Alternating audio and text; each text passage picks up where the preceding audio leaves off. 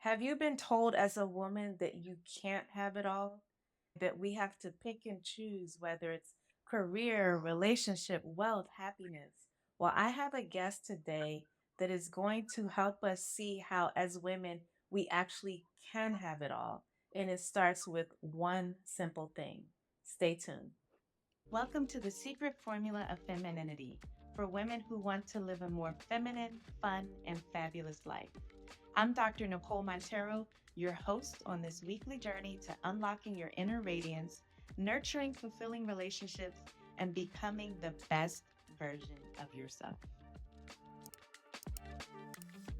Welcome back, everybody. I am your host and guide on this journey to tapping into your feminine essence, Dr. Nicole, and I am so excited to be joined by a guest that is going to help us see exactly how we can have it all. And I agree with her. I believe it's a lie. We've been told to limit ourselves.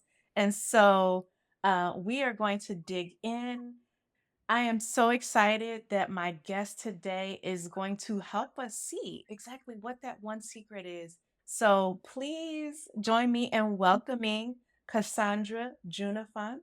She is a wife, mother, the founder of Ori Ara, a self care company dedicated to empowering modern women with traditional wellness practices. This is right up my alley.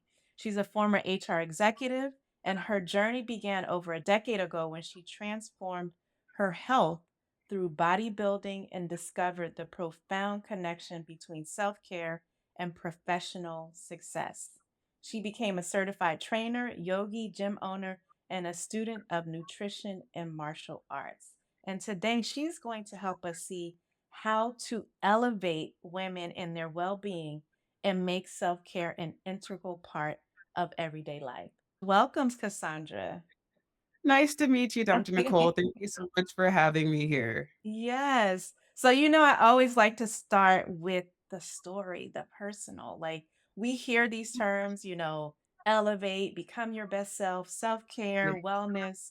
But I want to know what inspired you to go on this journey. It sounds like there were some transitions in your life, but why did you want to specifically help women with health and wellness and self care beyond the pampering narrative?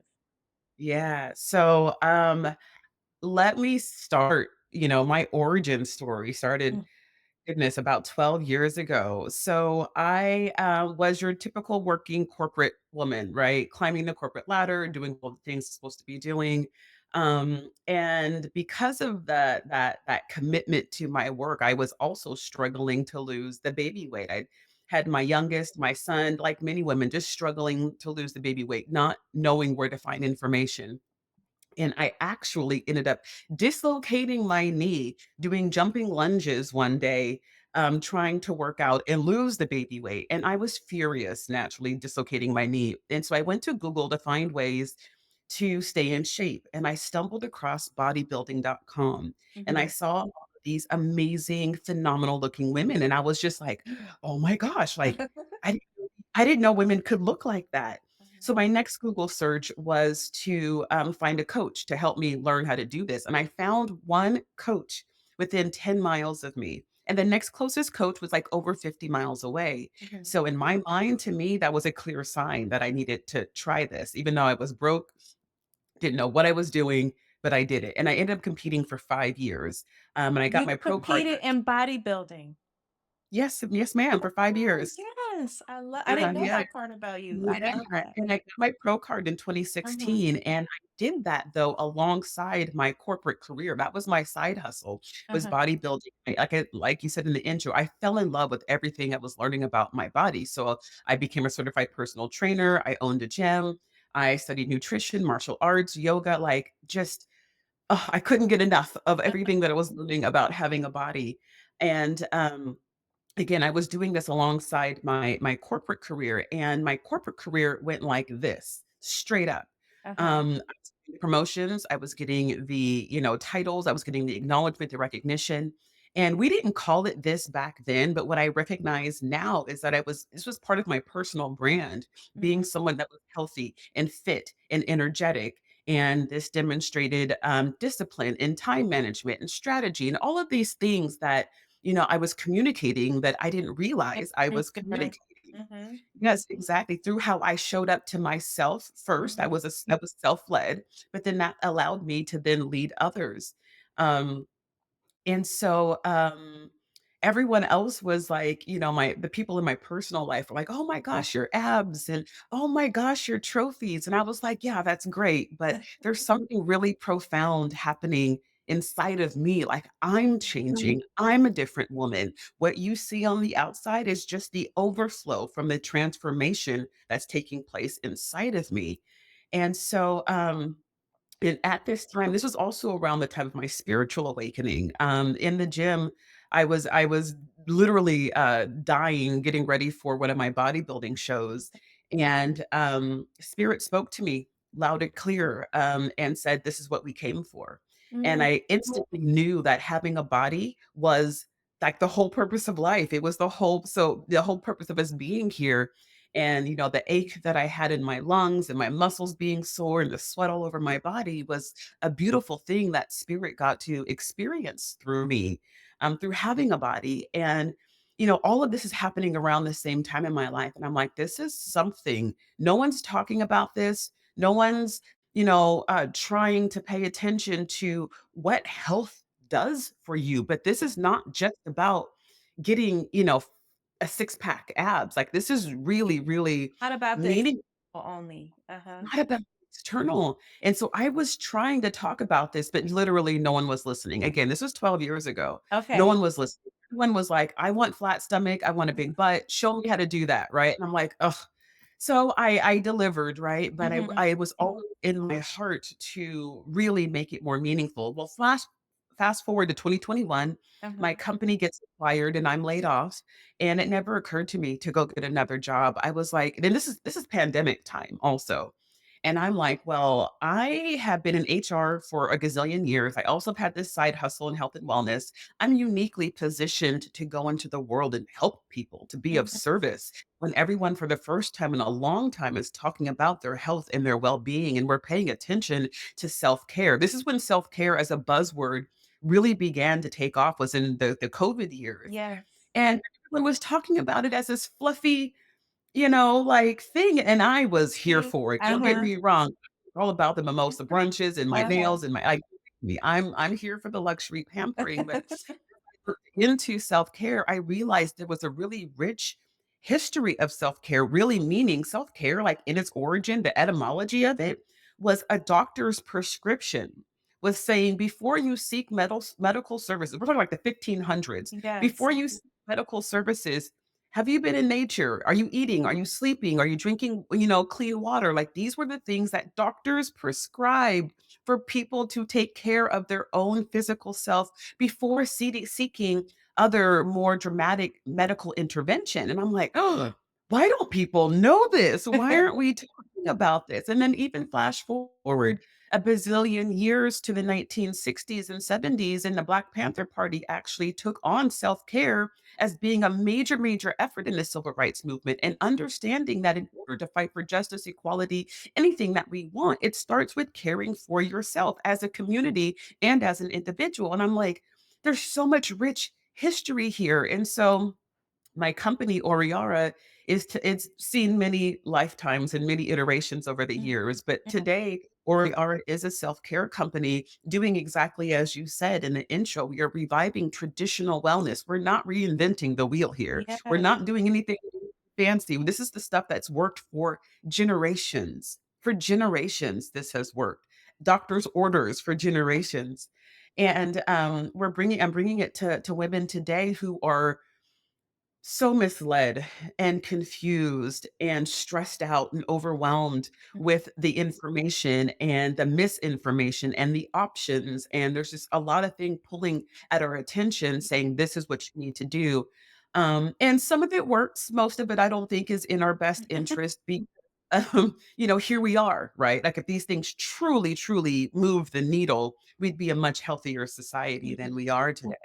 And so I'm here on this crusade to help women experience that same transformation I experienced in my life by prioritizing my health and watching my quality of life take off in the most fantastic ways of doing the basics, of being committed and devoted to myself and just practicing traditional wellness for the most insane quality of life. Yes. Oh my gosh, it's infectious. I don't see how anyone could be in your presence and not understand the power that we have within us is what you're speaking to.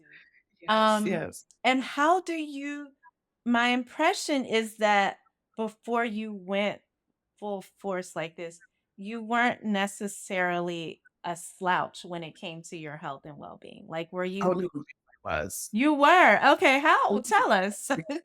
Well, I just didn't care, like, I tell the story of discovering I have a body Mhm, in the gym, because I was so disembodied. I mhm. was disembodied. I was a woman navigating the world in a body, but not realizing that I was in a body, and Uh-huh. so I treated it poorly. I wasn't sleeping. I was eating fast food all the time. Like Popeye's fried chicken was like my thing. A four-piece, dark meat, 2 biscuits, Okay, red those beans the and rice. I mean, that was my meal. Chicken. Uh-huh, You know, uh-huh. that was the meal actually, that was my last meal I had right before I had my son was that Popeye's four-piece. I mean, that was the state that I was in. I didn't work out. Yeah. I my hair wouldn't, allow me to work out. I was in that phase. Oh, I speak actually about it. Yeah, Black women and a lot of women, like, we let our hair and other things dictate what we're yeah. gonna do for our health.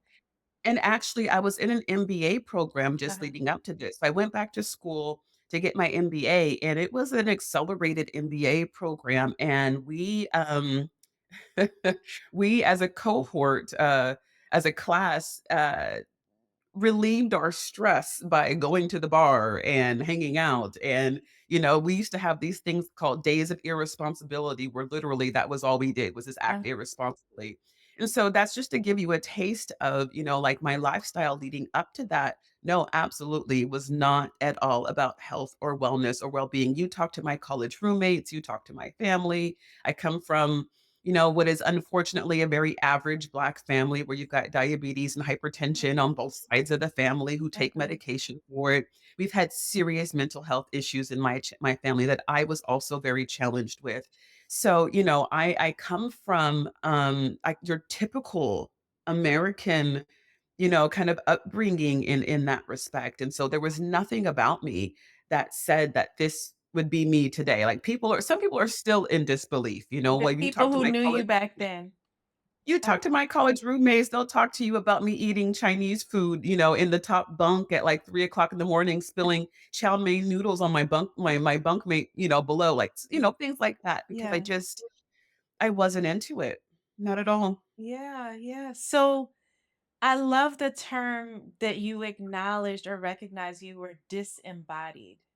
And that Mhm. it sounds like you weren't respecting your body and that aha moment that like it hit you that you were almost squandering one of the most important assets or things that you have, which is your Yeah. body. Like I love that you're just using body because sometimes when we say health, we can sit and talk about health, but we don't recognize like it starts with what we do with our bodies.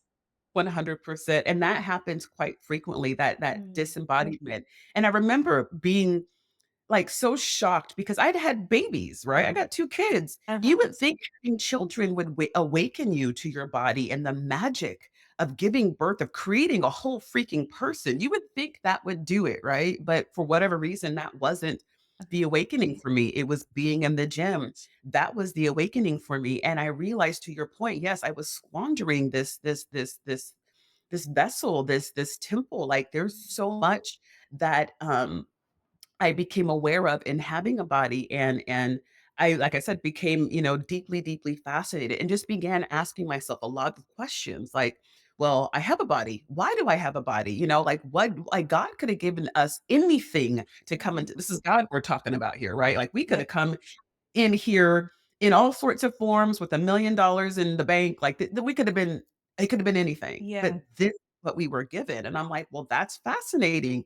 And so, I sit with that question and then I'm wondering, well, what does it do? How do I optimize this thing? Like, what's the potential here? And, just letting my mind wander with these questions about having a body. Because one of the things that became really clear to me was that, that day in the gym is that I'm a soul first that just so happens to have a body. Not a body that just so happens to have a soul. And because I'm really clear that I'm this spirit, it's like, well, then, yeah, why did I choose this body?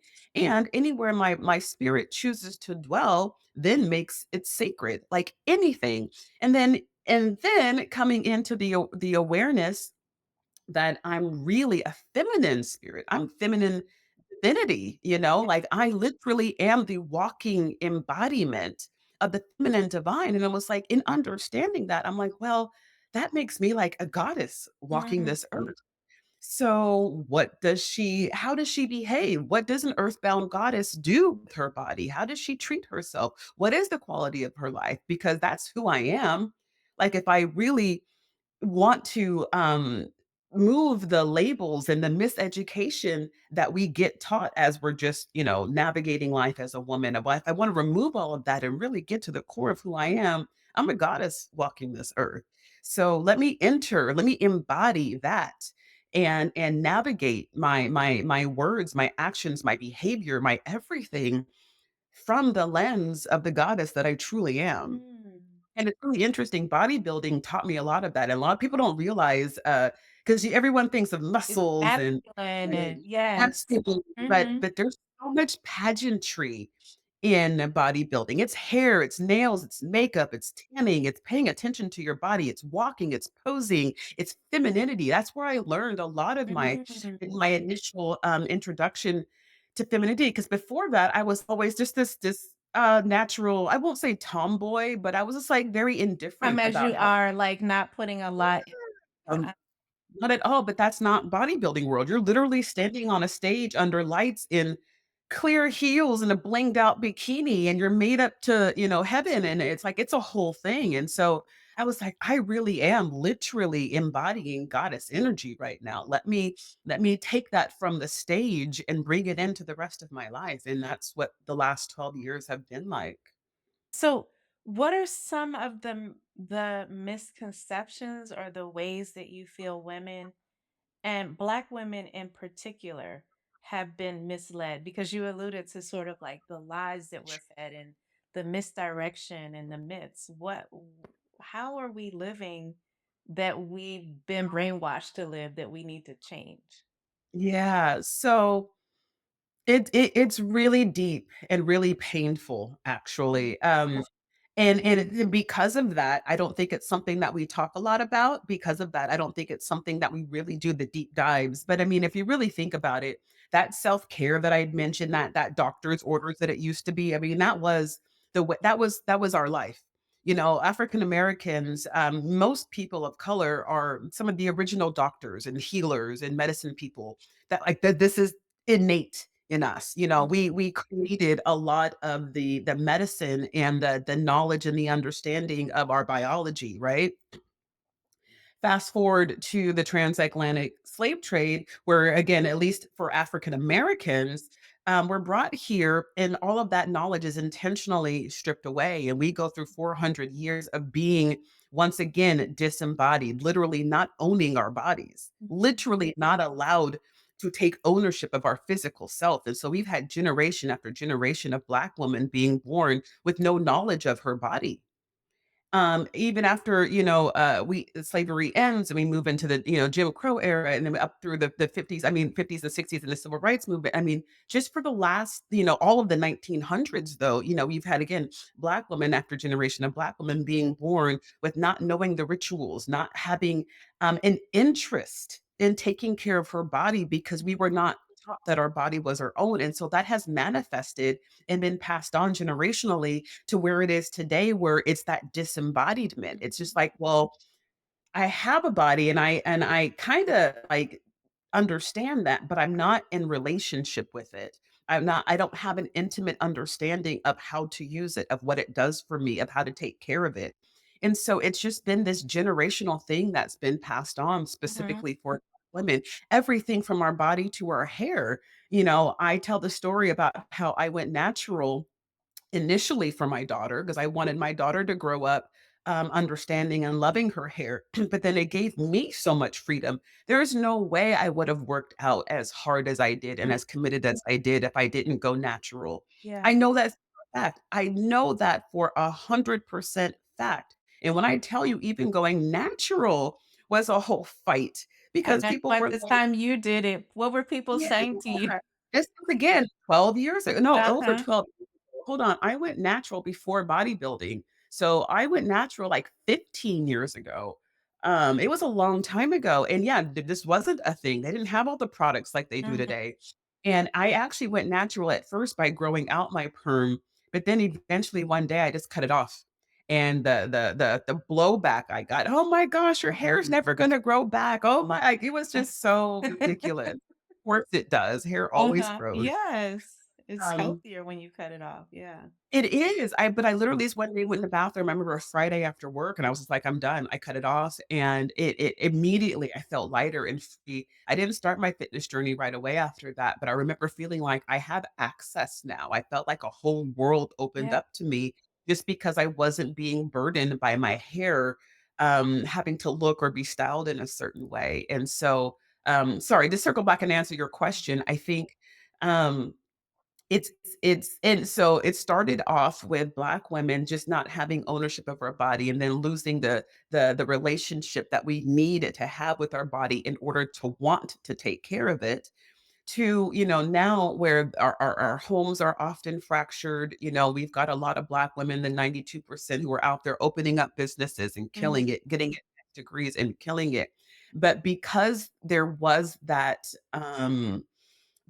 need for survival, we have taken that and really ran with it. And all of our priorities, all of our resources, money, time, energy, and effort are being given to getting out of survival mode. So that's why we're so heavily pursuing the business world and the degrees, which is all fantastic, but we haven't come around to understand that it is our body that takes us through all of those things. It is our body that has our back through all of our ambitions. We owe it to our body to take a moment and to Yeah. nurture it and to love it and to give it what it needs so that it can continue to have our back for all of the things and all the ways that we want to go out there and save the world. Does that answer your question? Oh, more than I was gonna say you said a word, and, I love Okay. to talk so much about our relationships, and our history, especially in this country for Black people and Black women. We haven't really pulled back the layers of how it's affected our relationships currently. So I love that you said that. And you said something about you're losing your job. It was they were acquired or something like that. And I was in one of my mentorship communities, somebody mentioned that they were actually in HR. They lost their job, and our mentor said, "Oh, you mean you got a promotion? Yeah. You lost your job, you got a promotion." And it sounds like that's exactly what happened with you. If you Yeah. hadn't lost your job, and it makes me think of all the ways that women are in this trapped in this hamster wheel where we're Yeah. told to go for the next accolade, the next achievement, the next promotion. And you would have to think, where would you be had you not lost your job? Not that you would never have gotten to where you are now, but that was such an opportunity for you to Yeah. be. It was divine. I'm Yeah, so thankful. yeah. I'm so thankful. It's absolutely divine, and I was doing all of that work alongside my corporate career because I knew there was something here. I couldn't put a finger on it. It wasn't very profitable for me, but I just knew that it was too special. I was learning something that I didn't hear anyone else talking about, and I knew that at some point I was gonna have to turn back around. Not have to, I would want to turn back around Mhm, and deliver this medicine to women because I know the pain of being a single mother. I know the pain of working in corporate. I know the pain of these things, and it's like there's magic in what I'm learning. There's magic in taking care of yourself. There's mhm, magic in your health and well-being.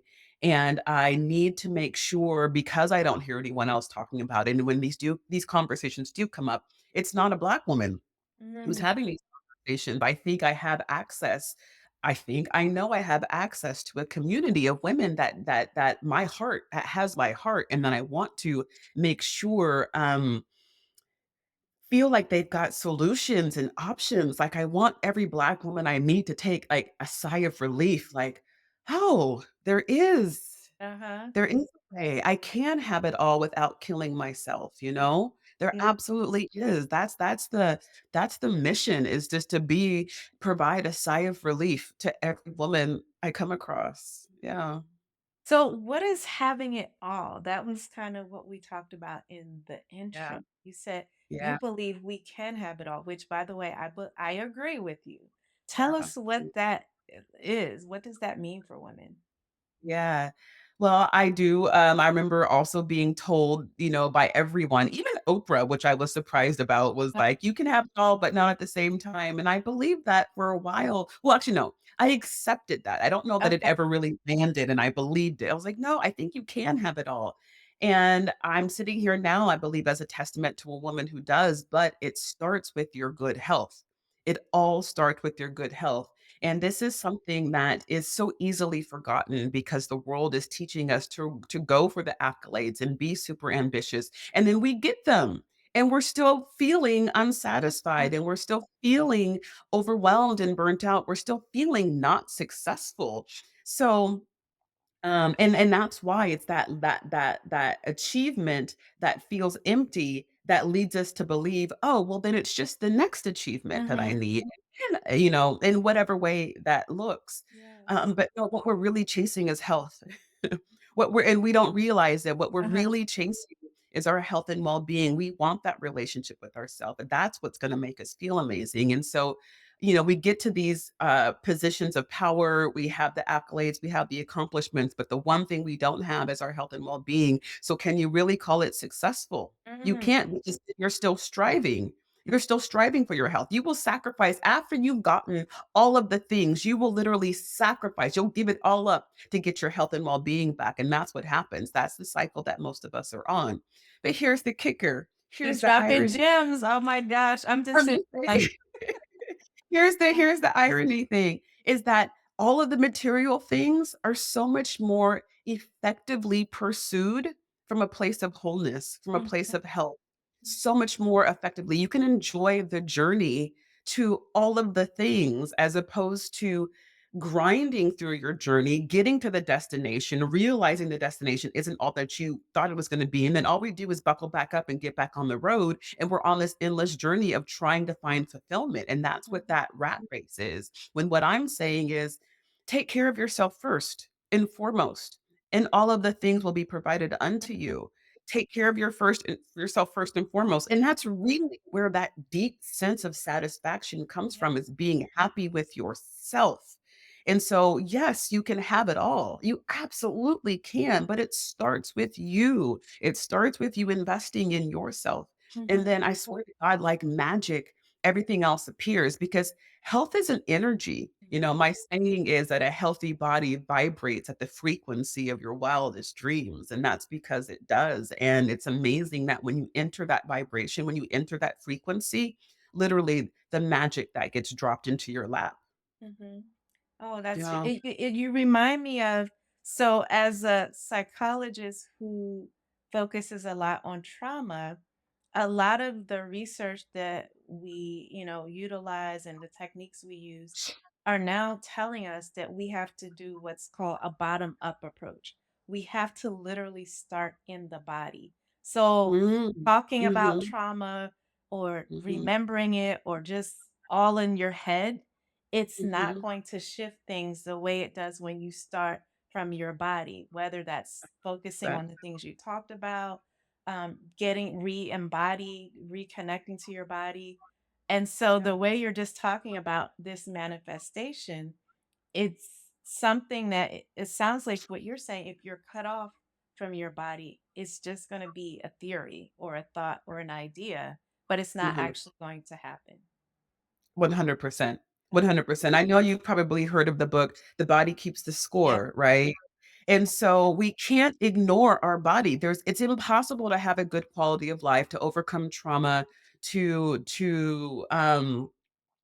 be just really genuinely happy and fulfilled unless we are addressing our body. And, there is as above, so below, as Mhm. above, right? As within is without, as without is within. And so we're hearing this all the time, but we're not, for whatever reason, really like Just sitting with understanding that it's our physical, body here that we're talking about when we say those things. Mhm. And when, you don't I always say when you don't know what your best next step is because you've got so many competing priorities, your mind's racing, start with your body.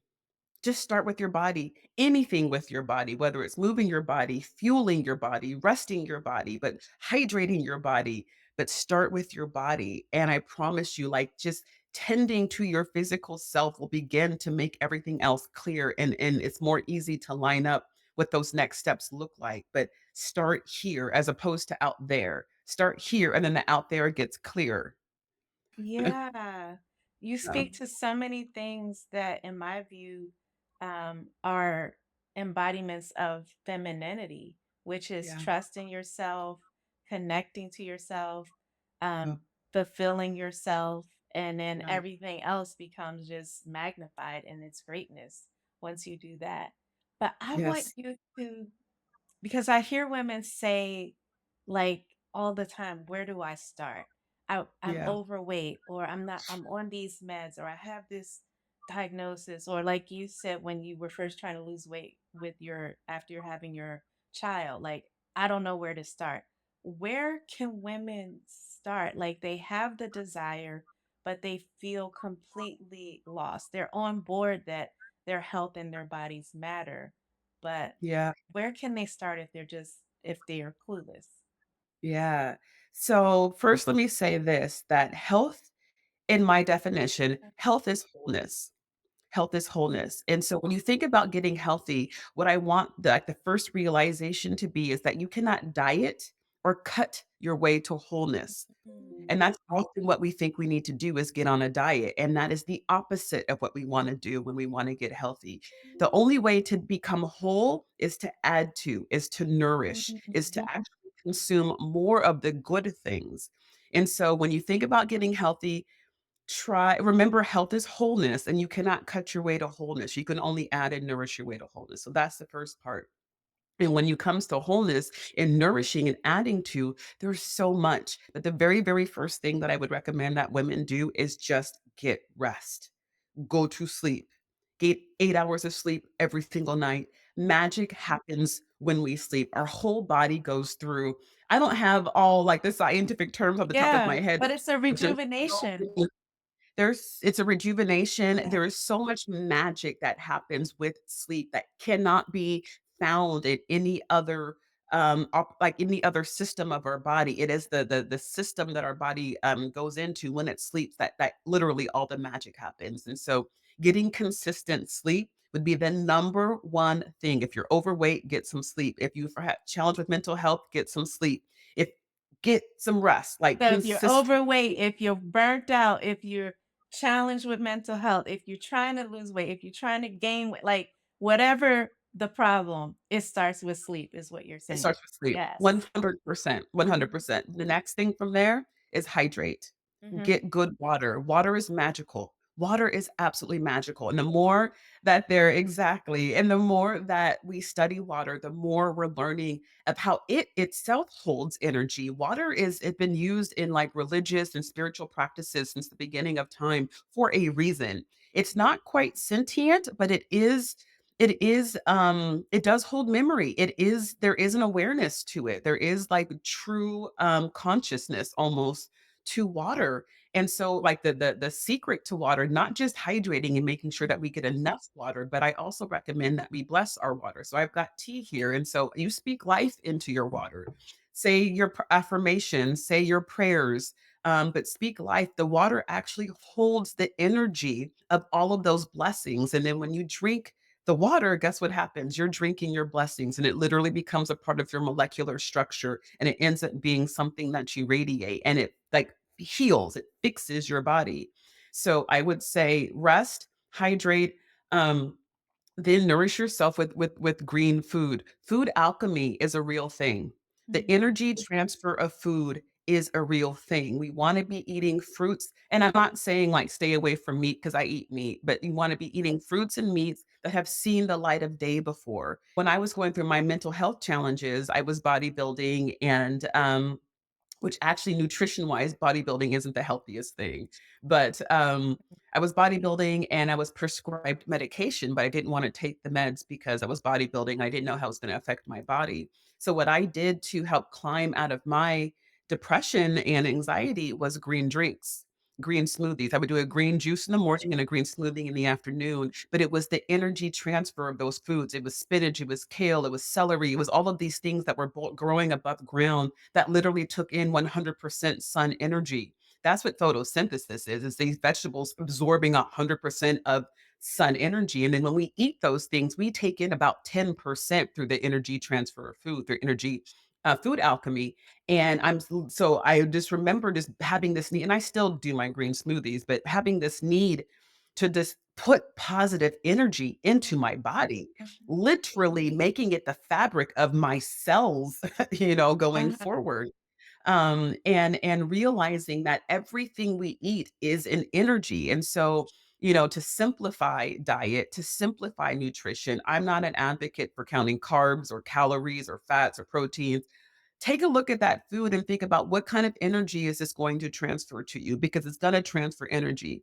And if the food has never seen the light of day before, like most of the highly processed foods that we're eating, understand that it's still carrying an energy. It's Mhm. not sun energy. I don't know what kind of energy is, Like but it dead probably energy has almost, yeah. it is dead energy, and it probably has something to do with why a lot of us are walking around here feeling kind of blah and Mhm. disembodied and not Mhm. aware because we're eating foods that are that energy, right? And so, and then once you've done those things, once you've been resting, once you've been hydrating, once you've been nourishing yourself with high vibrational foods, your body is gonna desire movement. It's gonna crave movement. Then we can start talking about working out and getting into a gym membership and doing all of those things. Uh-huh. But first, to get started, just consume in abundance sleep, water, and high vibrational foods. Mhm. Yes, yes. I absolutely love that. And people tease me because they're like, your phrases, Nicole, are I love that. Yes, yes, yes. But like when someone is just, dropping gems, I just can't help it. And I was listening to a nutritionist who said you want to stay away from BBB foods, those that are in a box and a bag Yep. that have a barcode. So all Yeah. of that That's processed great. stuff, right? That That's great. Yeah. is just like I love that concept of the dead energy.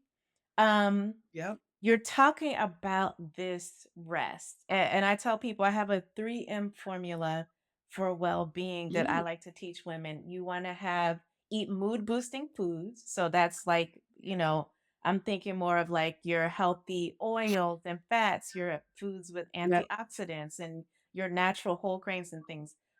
You want to get in at least 15 minutes of movement and at least 5 minutes of mindfulness, being present with Yes. yourself. Now, of Yeah. course, it should Yes. be more, but what I found is like Yes. it's so hard for people to start. Like, if you could just, no one can tell me they don't have 30 minutes in a day to eat something, take some time to move, and sit with themselves.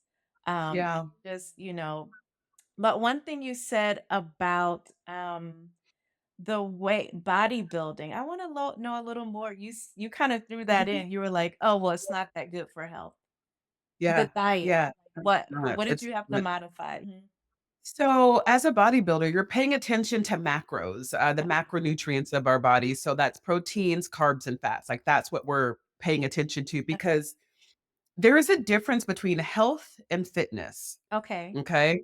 Mm, Bodybuilding is fitness. It's paying attention to macros. It's manipulating food and movement to carve and to shape and to sculpt your body into a goal to hit the stage.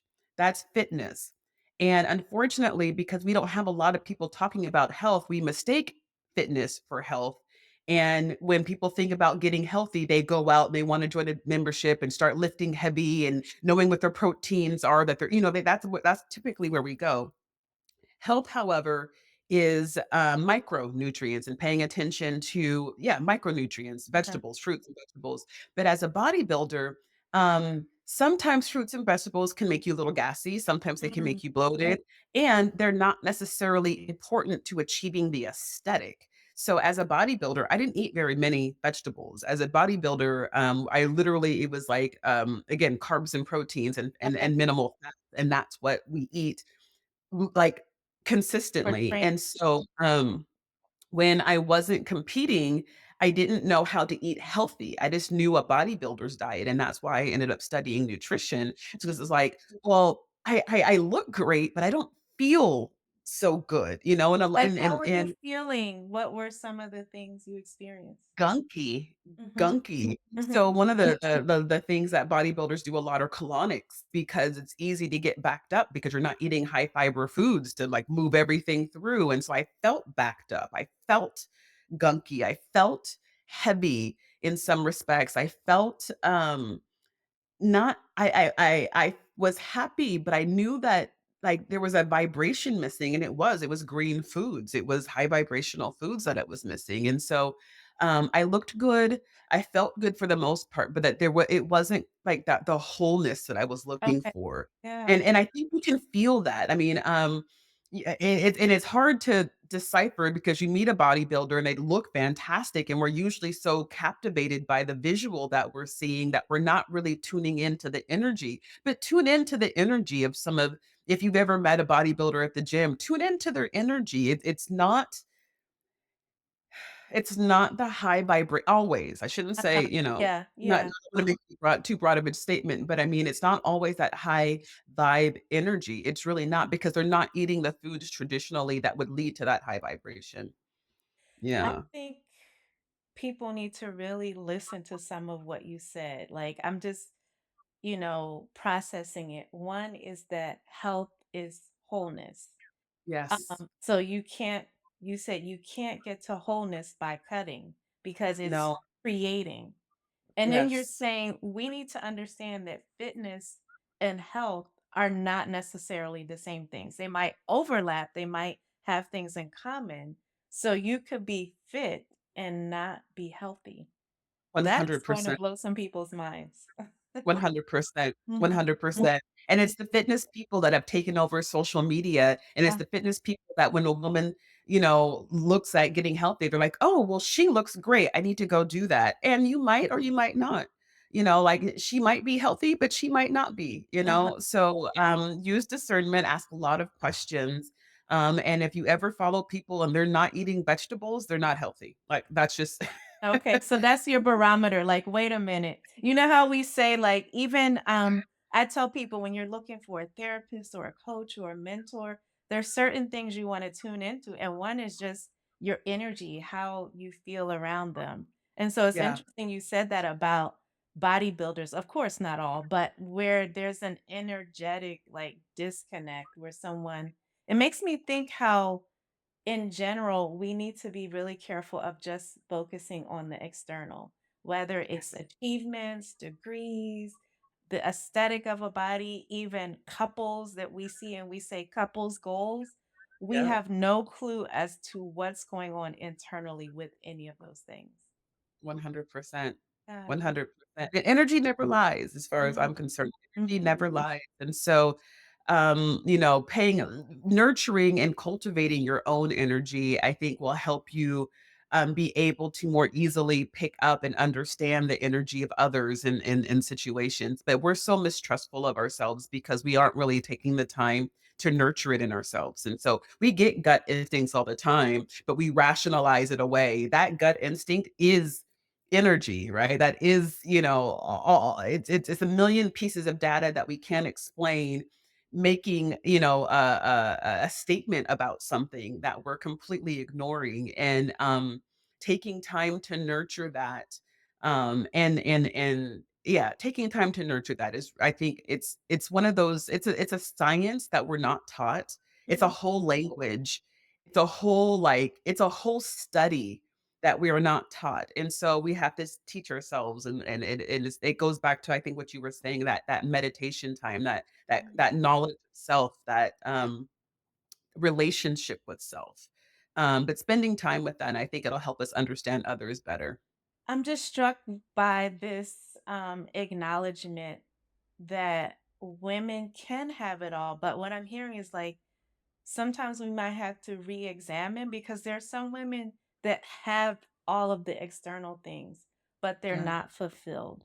So, what Yeah. would be the first step? Like, what would you even tell your former self who was maybe in HR, an executive, C suite, getting all the promotions, but also feeling that disconnect? What would you tell women who might be in that position of your former self? What Mhm. encouragement would you give to her? Wow. 2 things come to mind. The first Mhm, thing is, you're worthy. mhm, And I don't think they understand that. I know I didn't understand that. In my work, I have 9 pillars of wellness that women can go through to get healthy. The first one is worthiness, and it's the one that most of us are completely unaware of. Again, we're often chasing these things outside of ourselves because we're hopeful that once we obtain them, you can see my worth now. Look at me. I'm a chief officer. Look at me. I make multiple 6 figures. Look at me. I'm worthy. Clearly, look at, all of my trappings, and that's what we use to define our worth, and so that's why we put so much energy into these things outside of ourselves. And so the first thing that I tell any woman is that even with all of those things stripped away, because that's exactly what happened to me when I became an mhm, entrepreneur. Didn't have a title anymore, wasn't making 6 figures anymore. mhm. Yes, I still have my past accolades, but it's like, who am I now without all of those things? And realizing deep, deep, deep, deep in your bones that you are worthy without all of those things and really sitting with that, not just and a lot of women will be like, "Yeah, I know, no, no, sis, like, Know your worth, really?" girl, but Yeah, it's like no, making it really, penetrate. really. Uh-huh, If you know your worth, if then you will start scheduling your meetings in the morning so that you can make sure you have a breakfast uh-huh. and you get your workout. If you really know your worth, you're gonna take lunch in the middle of the day. If you really know your worth, you're gonna drop whatever you need to drop at the end of the day that's demanding your attention so you can go home, cook dinner, and be with your family. If you Yes. really knew your worth, those things would wait for you Mm, don't know your worth, which is yes. why you prioritize it over yourself, over taking care of yourself. So that's what I would say is first, like, let's meditate, let's pray, let's do the Mm, personal development. Self-care, as a matter of fact, though, is personal development. It is yes. professional development. But, like come into the awareness, do the work to come into the awareness of your worthiness. And then the second thing is that I always say is that when you have a calling on your life, you must protect it with your health. And we all have a calling, whether that's as a boss, as an entrepreneur, Mhm, a mother, a wife, a best friend, a daughter. We all have a calling and we must protect it. Like, no one is asking us to be a martyr for those things. No one is asking us to kill, like, well, it's like, oh, I'll die for my kids, or I'll die for my clients, or I'll die for my family. mhm. And I'm like, Then you won't sis, be here. no one asking you to do that. Will you live healthy for them? Are you Yes. going to be for them? That's the call to action. Uh-huh. And so, that's what I would say is that if you're a woman who's out there doing the damn thing and you're making it look good and you're making it look easy, recognize that no one's asking you to die or to be ill, Mhm, for those things. You have a calling on your life and it's a beautiful calling. And I'm so glad that you have fully stepped into it. Now protect it with your mhm, health. mhm. Yeah. Beautiful, Cassandra. I absolutely love it. And Thank where can people find you? Where can the listeners and viewers find you to learn more? Yes, please visit me on my website, oriara.com, ORIARA. Everything is there. I've got my blog, The Body Ministry. I actually just next weekend, but it'll be out by the time this comes out. My book is being published, The Body Mhm. Ministry. It's a playbook for women who are starting their health and fitness journeys. But I've got, yeah, a lot of stuff on the website. So just Uh, go there and take a the look. Yeah. one-stop shop, and we will One put the stop link shop. in the show notes. I think I've loved this conversation. I think Thank you, me there is too. so much that women can take from it, and no matter where they are in their journey, if they're just starting, if they're a little farther ahead, if they're becoming more conscious, know that you can have it all. And as Cassandra said, it starts with your health. Thank you It so does. much. And don't forget, if you are looking to elevate yourself in your relationships with your communication, your self love, your boundaries. The link to my book, The Boundaries to Bliss Blueprint for Women Who Are Finally Ready to Win at Love, is in the show notes. And also, if you're interested in my community, the Boundaries to Bliss Society for women who are looking for practical, real ways to tap into their feminine energy, establish healthy boundaries, and have fulfilling relationships. You can find out more in the show notes. I will see you in the next episode. Take care.